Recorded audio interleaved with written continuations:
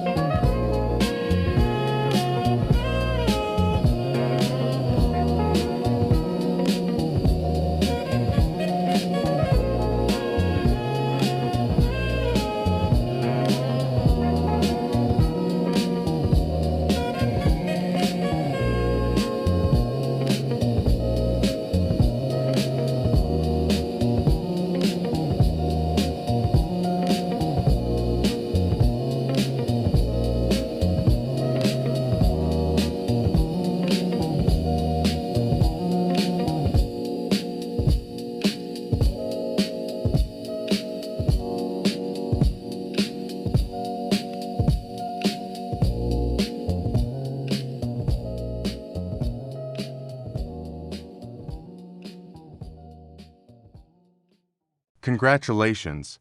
You have successfully installed VMware Tools on your Windows operating system.